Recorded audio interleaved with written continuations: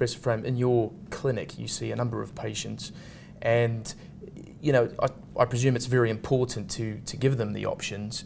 You know, you hear of these stories where patients aren't completely informed and are not given the options. I mean, do you go through what sort of implants that you will be inserting into the patients? Yeah, I think in today's litigious society, you've actually got to show everybody that's interested in having this type of work. That's the cosmetic augmentation as well. You've got to get them to understand the history, understand where we have been and where we actually are now, and then actually I think you've got to show them the complete variety of implants that are available, because each of them has advantages and disadvantages.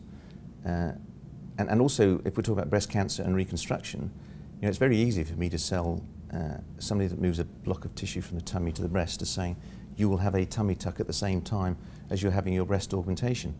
But what people fail to tell you, there's at least a 30% complication rate of having that type of tummy tuck moved up into your chest wall. And if I were a woman, I wouldn't particularly want that. And I also wouldn't want to have an operation that delayed healing, that delayed treatment for my cancer. And I wouldn't want an operation, by and large, that may still need an implant, even though you've gone through that 12 hours of quite risky surgery.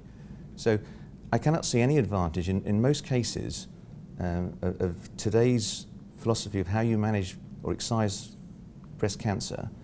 I can't see many reasons to actually move a block of tissue up when we know we've got a very perfectly adequate implant that should suffice to cover most women having mastectomy reconstruction. There are times when you need a flap, I understand that, and there may be times where it doesn't give quite a desired result, because part of it is related to the structural anatomy you start with, and the surgeon that does the mastectomy, how much he has to remove and how much he mutilates the tissues, what sort of space he leaves.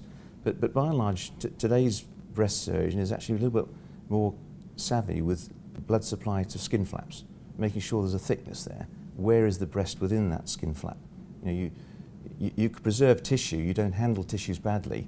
There's absolutely no reason why you can't put a polyurethane implant straight into that space and you're finished.